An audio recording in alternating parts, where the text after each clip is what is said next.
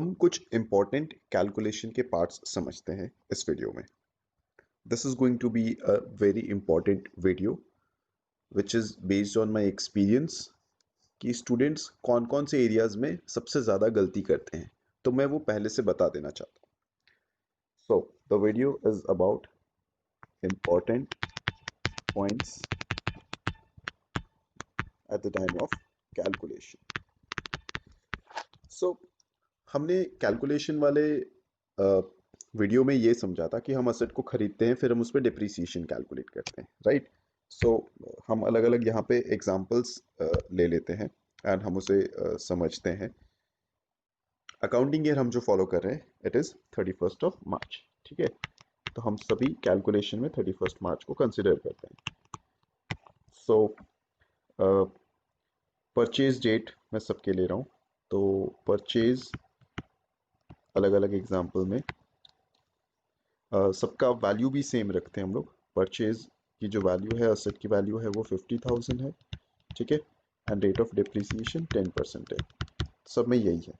और डेट अब मैं यहाँ पे अलग अलग ले रहा हूँ. सपोज मेरे फर्स्ट केस का डेट है 1 अप्रैल 2020. ठीक है, तो अकाउंटिंग ईयर कब खत्म होगा? 1 अप्रैल 2020 के बाद 31 मार्च 2021. ठीक है. सेकेंड केस मैं ले रहा हूँ जहाँ पे परचेज का तो डेट कुछ भी हो सकता है ना, हम असेट तो पूरे साल में किसी भी डेट पे खरीद सकते हैं. तो सपोज मैं यहाँ पे डेट चेंज कर देता हूँ, 1 अप्रैल की जगह 1 जुलाई 2020 को हमने परचेज किया. या फिर एक और एग्जांपल ले लेता हूँ मैं, 1 जैन 2021 को खरीदा. एक और एग्जांपल ले लेता हूँ मैं यहाँ पे,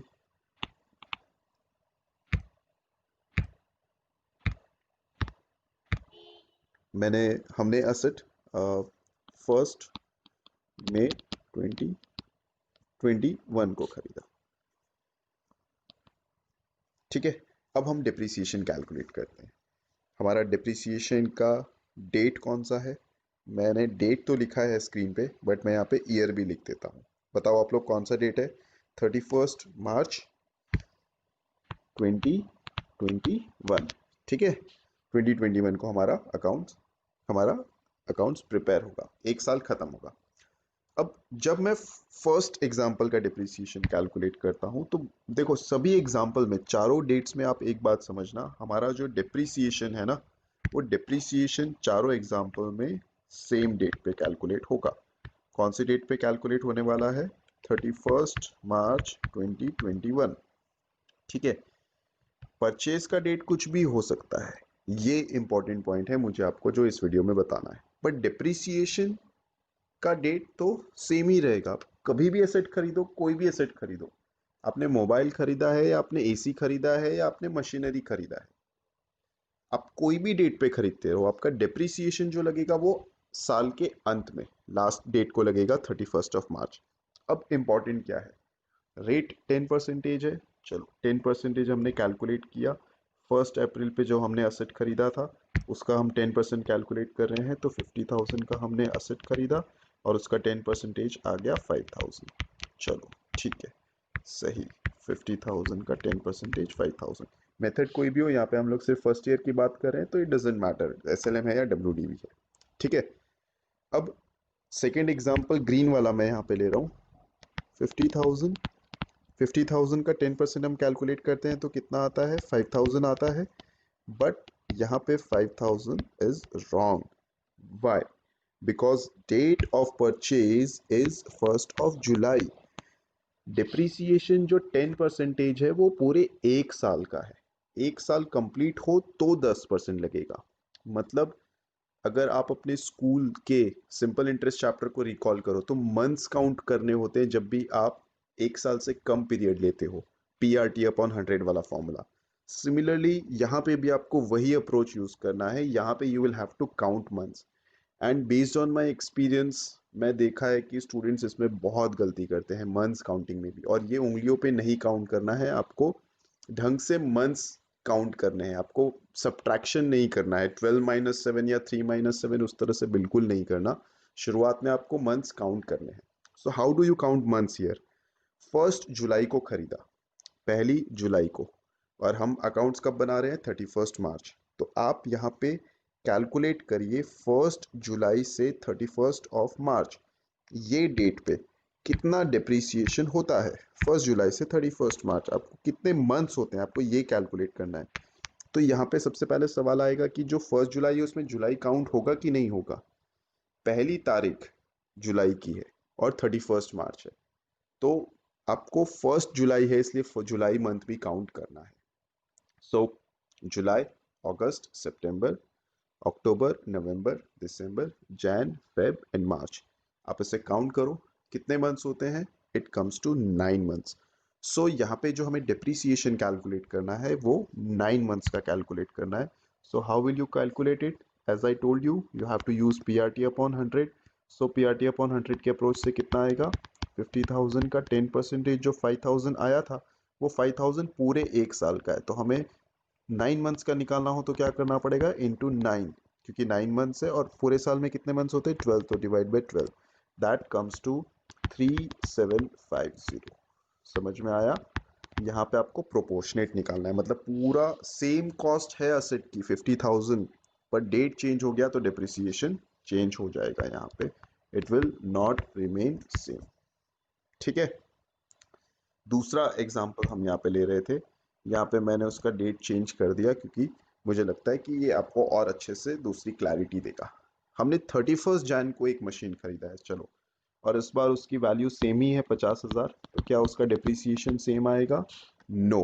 आई होप कि ग्रीन के एग्जाम्पल के बाद आपको पता चल चुका है कि डिप्रिसिएशन सेम नहीं आएगा। अब आपको मंथ्स काउंट करना है। सो 31 जैन है, मतलब जैन है, तो क्या आप मंथ्स काउंट करोगे तो it will be Jan, Feb, March? Again no. Why? Because यहाँ पे डेट जैन का लास्ट डेट है, तो जब लास्ट डेट है मतलब वो जैन का मंथ खत्म हो चुका है, तो आपको वो मंथ नहीं काउंट करना। आपको असेट खरीदे हुए कितना टाइम हुआ है? तो आपने 31 जनवरी को खरीदा, तो आप क्या जनवरी को काउंट करोगे जैन को? No. So you will count only 2 months, Feb and March. So यहाँ पे डिप्रिसिएशन कैलकुलेट होगा 50,000 का। अगेन 10% हम कैलकुलेट करते हैं, तो 50,000 का 10% हमें निकालना है, बट 10% जो निकालना है वो हमें कितने मंथ्स के लिए लेना है? 2 months, so it will be 2/12। I hope now it is clear, which is not going to be 5,000, which is not going to be 3750, it is going to be some other value। यहाँ पे कितना आएगा calculate कर लो, तो 5,000 divide by 6, so that comes to 833 depreciation हो गया हमारा, right. And अब जो मेरा फोर्थ एग्जाम्पल है, 1/5/2021 को परचेज किया, उसका डिप्रिसिएशन कितना आएगा? तो उसका डिप्रिसिएशन यहाँ पे नहीं आएगा। आपको डेट हमेशा ध्यान रखनी है, ऐसा नहीं है कि कोई भी ईयर में खरीदा है और आप कोई भी ईयर का डिप्रिसिएशन कैलकुलेट कर दो। 1 मई को खरीदा है पर वो 2021 को खरीदा है। अब ये डेट आप अगर कंपेयर करोगे हमारे 31 मार्च 2021 के साथ, तो ये तो 31 मार्च के बाद का डेट है, मतलब इस पे डिप्रिसिएशन अगले साल लगेगा। कौन से साल डिप्रिसिएशन लगने वाला है? इसका डिप्रिसिएशन लगेगा, इसका पहले साल डिप्रिसिएशन होगा 31 मार्च 2022। तो इसका पहले साल डिप्रिसिएशन यहाँ पे 31 मार्च 2021 को नहीं लगेगा, जो कि आपको ये हेल्प करेगा जब हम वो सम्स करते हैं जिसमें एक से ज़्यादा मशीन्स होंगे। तब आपको ध्यान रखना है कि कौन से मशीन का डिप्रिसिएशन लगेगा और कौन से मशीन का डिप्रिसिएशन नहीं लगेगा। So this was part of important calculation for the purpose of solving.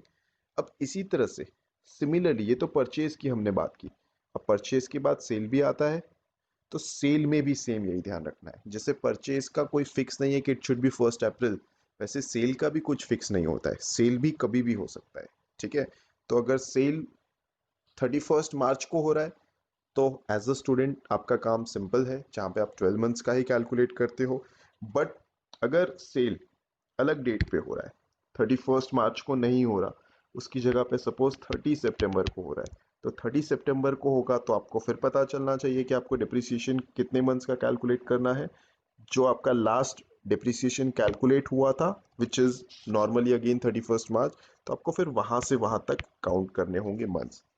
So after this video you have to be careful while calculating the values of depreciation whenever assets are purchased mid of year or assets are sold mid of year. मतलब assets साल के बीच में खरीदे हो तो भी ध्यान रखना और assets साल के बीच में बेचे हो तो भी ध्यान रखना. अगर ऐसा नहीं है फिर आराम से कम सोचे समझे आंख बंद करके कैलकुलेट करते जाना, फास्ट कर लेना.